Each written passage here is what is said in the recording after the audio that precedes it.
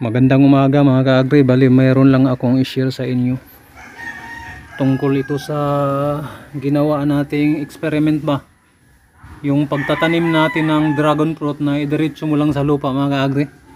Ito idiretso mo lang sa lupa at saka yung pinapaugat mo siya mga ka-agri ba.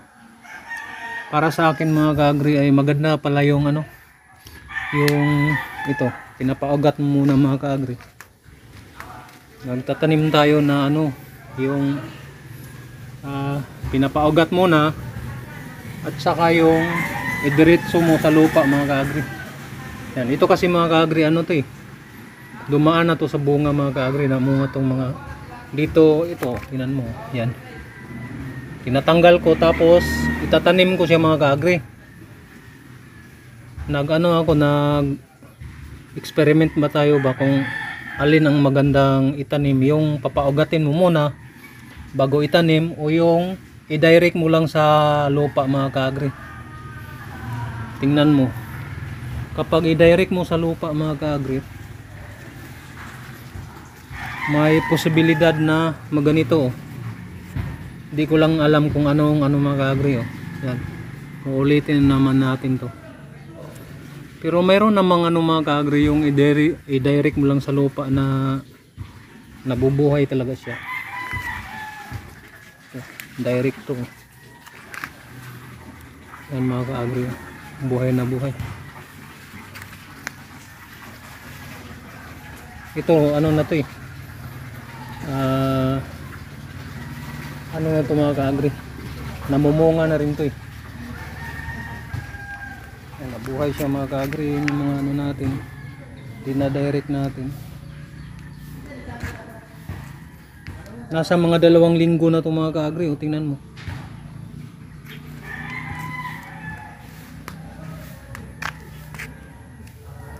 meron pa dito. Madali na to siyang mamunga. Yan,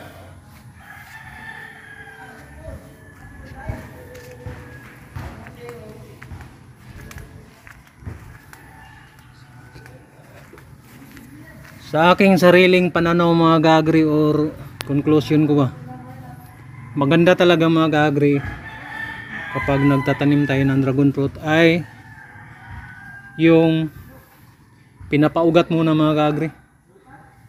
Kasi kapag tulad yan hindi ko lang alam kung mabubuhay ba to, may sira siya mga ka-agri.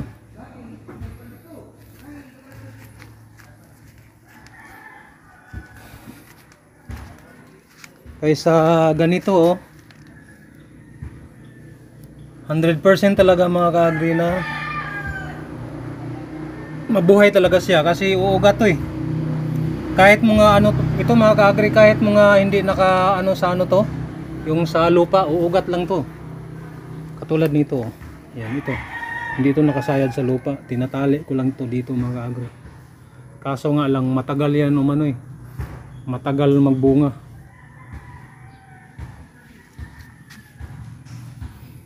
Puntahan natin yung mga tinatanim natin mga ka-agri na iba. And dito pala tayo kumukuha ng similya. Itong may tali ito, namumunga to. Ito pang tatanggalin ko rin to mga ka-agri kasi tatanim ko to ulit ito. Yan, pinagkuhanan natin ng bunga yan Ito direct kung tinatanim ito. Lahat ng mga puno mga ka-agri na ay hindi ko sinasayang.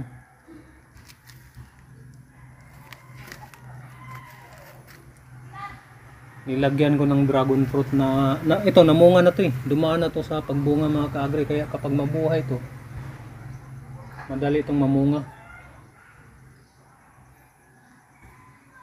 Meron din doon mga ka-agri.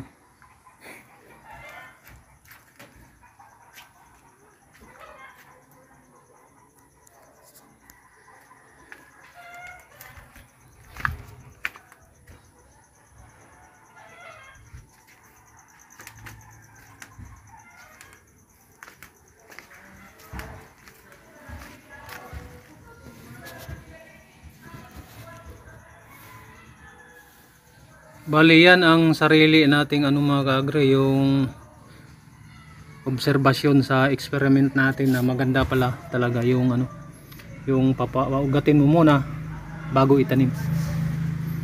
Yan ang gagawin natin. Yan lang pong ating video ngayon. Marami pong salamat sa inyong panonood. God bless.